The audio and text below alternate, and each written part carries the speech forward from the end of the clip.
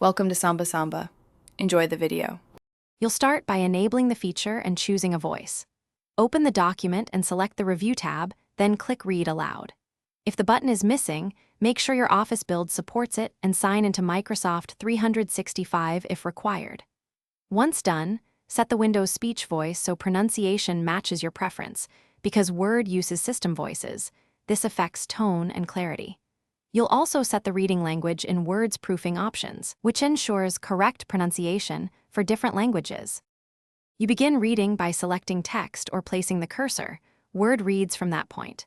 Press play and listen while watching the highlight follow along, which helps with editing and comprehension. Use pause to stop instantly, skip forward or back to jump by sentence, and the speed control to slow or speed the voice. Slower speeds aid proofreading. If words mispronounce, change the voice in Windows or adjust language tags in the document, because different voices handle accents and specialized terms differently. Finish by confirming Read Aloud behaves consistently across documents and save templates. If you need audio files, record the output with a local audio capture tool because Word doesn't export directly. Make sure Office and Windows are updated to resolve missing buttons or stability issues.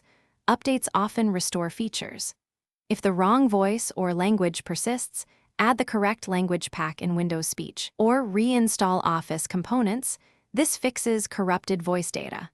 One quick troubleshooting tip: restart Word after changes to apply new voice settings immediately. Thanks for watching.